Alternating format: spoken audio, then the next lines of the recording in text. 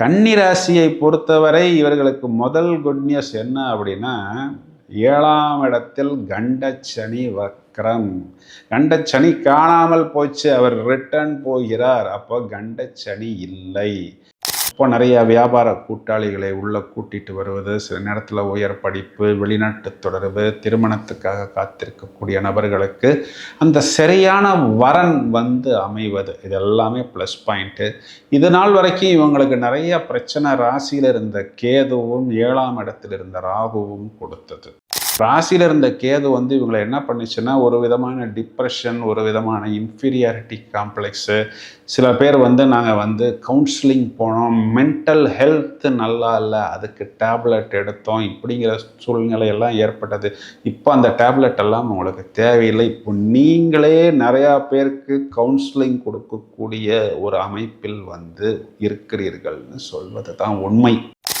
இப்போ 7ஆம் இடத்துல ராகு இருந்தபோது நிறைய அன்வான்ட் கான்டாக்ட்ஸு, தேவையில்லாமல் ஃப்ரெண்ட்ஷிப்னா வெறும் ஃப்ரெண்ட்ஷிப்பு, ஒரு காஃபி வாங்கி கொடுத்தோம், டீ வாங்கி கொடுத்தோங்கிற மாதிரி இல்லை. ரிலேஷன்ஷிப்னா என்னென்னா, இப்போல்லாம் வர்றவங்கெல்லாம் அதைத்தான் சொல்கிறாங்க, லிவிங் டுகெதர். அப்பா இதை பாம்பேயில் இருக்கிறவங்க, பெங்களூரில் இருக்கிறவங்க, மெட்ரோபாலிட்டனில் தான் இருக்கிறவங்க சொல்கிறாங்கன்னு பார்த்தா, சின்ன சின்ன கிராமத்துலேருந்து வர்றவங்க கூட இந்த வார்த்தைகளை சொல்கிறாங்க. அப்போ இந்த ஒரு கலாச்சாரம் பற்றி கொண்டு இருக்கிறது.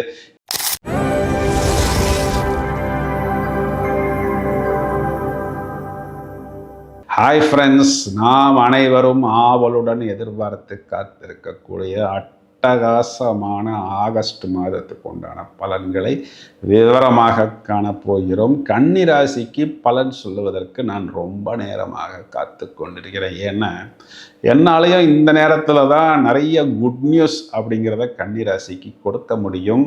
இந்த ஆகஸ்ட் மாதம் முதலில் என்னென்ன மாற்றங்கள் நிகழ இருக்கிறது அப்படின்னு பார்த்துருவோம். வருடாந்திர கிரகம் அப்படின்னு சொல்லக்கூடிய ராகு, கேது, குரு, சனி, இந்த 4 கிரகங்களில் எந்த விதமான மாற்றமும் இல்லை. சனி பகவான் மீன ராசியில் வக்கிரமாக இருக்கிறார். வக்கிரத்தில் உக்கிரமான பார்வையாக அவர் செவ்வாயை பார்க்கிறார். புதன் என்ற கிரகம் 11th ஆகஸ்ட் வக்ர நிவர்த்தி அடைகிறார். ஆடி மாதம் முடிந்து ஆவணி மாதம் பிறக்கும் பொழுது, அதாவது 17/8/2025 சூரியன் தனது சொந்த வீட்டில் சிம்ம ராசி மண்டலத்தில் பிரவேசிக்க இருக்கிறார்.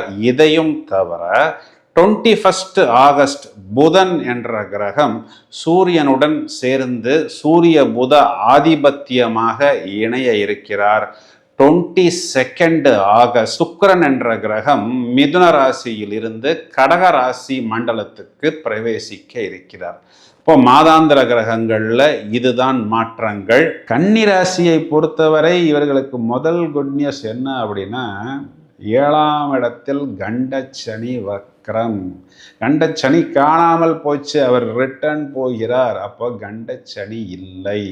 இந்த கண்டச்சனி என்ன பண்ணுவார், 7ஆம் இடத்துல உட்காந்து நம்மளை கொண்டு போய் மேலும் மேலும் லெத்தார்ஜிக்காக மாற்றி விடுவார். லெத்தார்ஜிக்னா என்ன சார் அப்படின்னா, சோம்பேறித்தனமாக பண்ண. சோம்பேறித்தனம்னு சொன்னால் 2 பேர் என்னை திட்டுவீங்கப்பா, அதனால தான் நான் அப்படியே டீசெண்டாக இங்கிலீஷில் சொல்கிறேன். இப்போ சனிங்கிறவர் என்ன பண்ணுறாரு, வக்கரம்னா ரொம்பவும் பரபரப்பாக, ரொம்பவும் சுறுசுறுப்பாக, இயல்புக்கு மாறிய நிலையில் மிகவும் ஆக்டிவாக செயல்படுவார். அப்போ அவர் உங்கள் ராசியை பார்க்கும் பொழுது நீங்களும் அவ்வாறு மிகவும் சுறுசுறுப்பாக ஆக்டிவாக செயல்படுவீர்கள். இது 7ஆம் இடத்தில் வருகிறது. இந்த 7ஆம் இடம்ங்கிறது கலத்திரஸ்தானம் மட்டுமல்ல, இது 9ஆம் இடத்திற்கு 10ஆம் இடமாகவும், 10ஆம் இடத்திற்கு இது இந்த 7ஆம் இடம்ங்கிறது கலத்திரஸ்தானம் மட்டுமல்ல, 10ஆம் இடத்திற்கு 10ஆம் இடமாக வருகிறது. அப்போ ஜீவனத்துக்கு ஜீவனமாக வருகிறது. அப்போ நிறைய வியாபார கூட்டாளிகளை உள்ள கூட்டிட்டு வருவது, சில நேரத்தில் உயர் படிப்பு, வெளிநாட்டு தொடர்பு, திருமணத்துக்காக காத்திருக்கக்கூடிய நபர்களுக்கு அந்த சரியான வரன் அமைவது, இது எல்லாமே ப்ளஸ் பாயிண்ட்டு. இது நாள் வரைக்கும் இவங்களுக்கு நிறைய பிரச்சனை ராசியில் இருந்த கேதுவும் 7ஆம் இடத்தில் இருந்த ராகுவும் கொடுத்தது. ராசியில் இருந்த கேது இவங்களை என்ன பண்ணிச்சுன்னா, ஒரு விதமான டிப்ரெஷன், ஒரு விதமான இன்ஃபீரியாரிட்டி காம்ப்ளெக்ஸு. சில பேர் நாங்கள் கவுன்சிலிங் போனோம், மென்டல் ஹெல்த் நல்லா இல்லை, அதுக்கு டேப்லெட் எடுத்தோம், இப்படிங்கிற சூழ்நிலையெல்லாம் ஏற்பட்டது.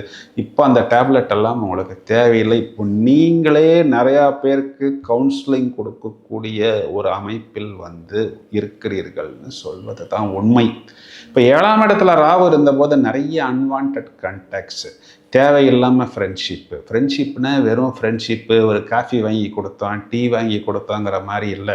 ரிலேஷன்ஷிப்னா என்னென்னா இப்போல்லாம் வர்றவங்கெல்லாம் அதைத்தான் சொல்கிறாங்க, லிவிங் டுகெதர். அப்பா இதை வந்து பாம்பேயில் இருக்கிறவங்க, பெங்களூரில் இருக்கிறவங்க, மெட்ரோபாலிட்டனில் தான் இருக்கிறவங்க சொல்கிறாங்கன்னு பார்த்தா, சின்ன சின்ன கிராமத்துலேருந்து வர்றவங்க கூட இந்த வார்த்தைகளை வந்து சொல்கிறாங்க. அப்போ இந்த ஒரு கலாச்சாரம் பற்றி கொண்டு இருக்கிறது. இது நல்லதா கெடுதலாங்கிறத அவங்க சூழ்நிலையை பொறுத்து தான் முடிவு செய்து கொள்ள வேண்டும். என்னுடைய ஐடியா, ஒருவனுக்கு ஒருத்தி, முடிந்தவரை அந்த மேரேஜை பெற்றோர்கள் அனுமதியுடன் ஒரு ஆசீர்வதிக்கப்பட்ட திருமணமாக மாற்றிக்கொள்வது. அப்போ இது நாள் வரைக்கும் கன்னிராசிக்காரங்க தேவையில்லாமல் போய் எந்தெந்த விஷயத்தில் எல்லாம் எங்களுக்கு தேவை, ஆசை, ஃபேண்டசி, லக்ஷரி என்று மாட்டிக்கொண்டார்களோ அதெல்லாம் இப்போ தேவையில்லை என்று உணர ஆரம்பித்த பிறகு அதிலிருந்து வெளிவராமல் சிக்கி கொண்டிருந்த நபர்களுக்கு இப்போ வெளியில் வரக்கூடிய காலகட்டமாக, நல்ல விஷயமாக, சொந்த வாழ்க்கையில் ஒரு ஏறுமுகமாக திருப்தியாக எடுத்துக்கொள்ளலாம். ஜாபை பொறுத்த வரைக்கும் 9ஆம் அதிபதி 10ஆம் இடத்துக்கு வருவது கிட்டத்தட்ட தர்ம கர்ம அதிபதி யோகமாக வந்து பிஸ்னஸில் ஒரு பெரிய இம்ப்ரூவ்மெண்ட்டு. 6ஆம் இடம் ஜாபு, 6ஆம் இடத்துல இருக்கிற ராகுவுக்கு இந்த குரு பார்வை, ராகுக்கு திரிகோணத்தில் குருவும் சுக்கிரனும். அப்போது ஜாபில் இருக்கிறேன், ஆன்சைட்டு போகணும், எனக்கு ஒரு ஆப்பர்ச்சுனிட்டி வரணும், இன்க்ரிமெண்ட் வரணும், எனக்கு ஹைக்கு வரணும், என் சீனியர் என்னையை பார்த்து டென்ஷன் ஆயிடுறாரு, அவர் ஒரு சின்ன பைக்கில் வராரு, நான் அவருக்கு முன்னாடி காரில் போய் ஸ்டைலாக இறங்கினேன். ஏன்னா இந்த கன்னிராசிக்காரர்கள்லாம் எப்பொழுதுமே ரொம்பவும் கவர்ச்சியாக அட்ராக்ஷனாக இருப்பான். என் சீனியர் அன்னைக்கு என்னைய ஓரமாக பார்த்தாரு, சாயந்தரமே என்னைய தூக்கி வேற ஒரு செக்ஷனுக்கு ட்ரான்ஸ்ஃபரை போட்டு விட்டார். என்னுடைய ஸ்மார்ட்னஸை, என்னுடைய ஒரு ஸ்பீடை என் சீனியரால் ஜீரணிக்க முடியவில்லை, அதனால் அவருக்கு என் மேல் ஒரு பிளாக் ஐ இருக்கிறது. இப்படின்லாம் சொல்லக்கூடிய கன்னிராசிக்காரர்கள், குறிப்பாக இந்த கார்ப்பரேட்டில் ஒர்க் பண்ணுறவங்களுக்கெல்லாம் ஒரு நல்ல ஆப்பர்ச்சுனிட்டி, நல்ல ஜாபு, ஆன்சைட்டு, இன்க்ரிமெண்ட்டு, ப்ரொமோஷன், வேறு ஒரு எம்என்சி கம்பெனியில் நல்ல போஸ்டிங், இதெல்லாம் கிடைக்கக்கூடிய காலகட்டம். ஏன் அப்படின்னா 9ஆம் அதிபதி 10ஆம் வீட்டில், 10ஆம் அதிபதி 11ஆம் வீடுன்னு சொல்லக்கூடிய லாபத்தில், 10ஆம் இடத்தில் இருக்கக்கூடிய குரு 4ஆம் இடம் சொல்லக்கூடிய சுகஸ்தானத்தை பார்ப்பதும், 6ஆம் இடத்தில் இருக்கக்கூடிய ராகுவை பார்ப்பதும், இந்த ராகுங்கிறவர் பல மடங்கு ஆக்டிவேட் ஆகிறார். இதையும் தவிர இவர்களுக்கு இந்த மாதத்தின் தொடக்கத்தில் விரையாதிபதியே இவர்களுக்கு லாபஸ்தானத்தில் வந்து அமர்கிறது. அப்போ அந்த விரயம்னா கூட அது ஒரு லாபமாகத்தான் வருகிறது.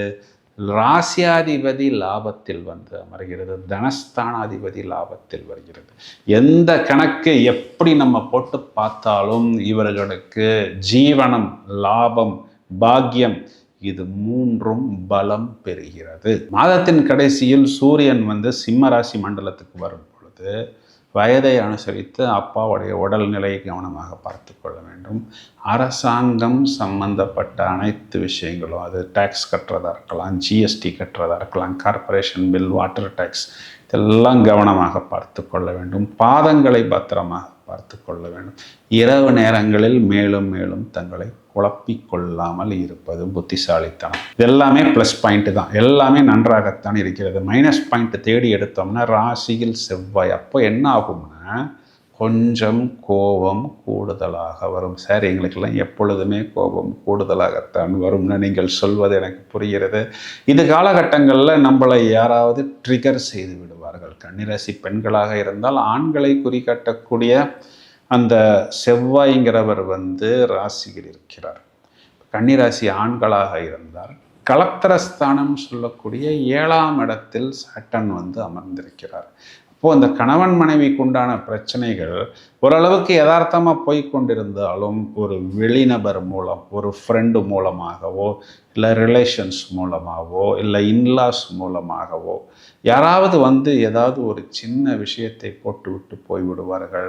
பிறகு அது வெகு நாட்கள் பற்றி கொண்டு எரியும். செவ்வாய் ராசியை விட்டு வெளியில் போகிற வரைக்கும் அது டென்ஷனாக இருக்கும்.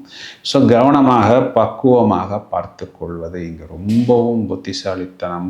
குழந்தைகள் சம்பந்தப்பட்ட விஷயத்தில் நீங்களே கொஞ்சம் கூடுதல் டென்ஷன் ஆகாமல் பார்த்து கொள்வது நல்லது. சகோதரர்கள் சம்பந்தப்பட்ட விஷயம், பாக பிரிவினை, சொத்து பிரிவினை, பூர்வீகத்தில் சொத்தை பிரிக்கிறோம், பூர்வீக கோயிலில் போய் கும்பாபிஷேகம் பண்ணுறோம், இதெல்லாமே தேவையான விஷயங்களை மட்டும் எடுத்துக்கொண்டு பக்குவமாக ஹேண்டில் செய்வது புத்திசாலித்தனம். மேலும் சேஃப்டி ரொம்பவும் இம்பார்ட்டண்ட்டு. தூங்கும்போது கூட ஹெல்மெட் போட்டு தூங்குவது, குளிக்கும்போது கூட ஹெல்மெட் போட்டு குளிப்பது, இந்த அளவுக்கு பத்திரமாக உங்களை பார்த்து கொள்ள வேண்டும். குறிப்பாக தலையை பத்திரமாக பார்த்து கொள்ள வேண்டும்.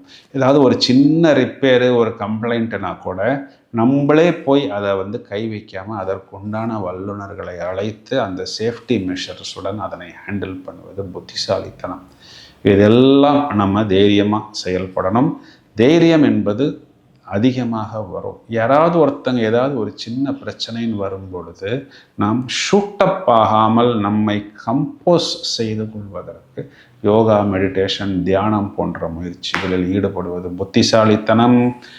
இதையும் தவிர இந்த சனி செவ்வாய் பார்வைக்கு இவர்கள் சனிக்கிழமைகளில் தொடர்ச்சியாக ஆஞ்சநேயர், நரசிம்மர் வழிபாடு செய்வது மேலும் மேலும் அபிவிருத்தியை இவர்களுக்கு ஏற்படுத்தி கொடுக்கும். ஒரு கவச்சம் போல் இவர்களை பாதுகாக்கும். சார் எல்லாமே நல்லா தான் சார் இருக்குது, இதை தவிர நாங்கள் என்ன சார் பண்ணணும் அப்படின்னு இந்த பதிவை உங்களது நண்பர்களுக்கும் உங்களது உறவினர்களுக்கும் ஷேர் செய்யுங்கள். மேலும் பல அரிய தகவல்கள் தயாராகி கொண்டிருக்கிறது. தொடர்ந்து இணைப்பில் இருங்கள். Thank you friends.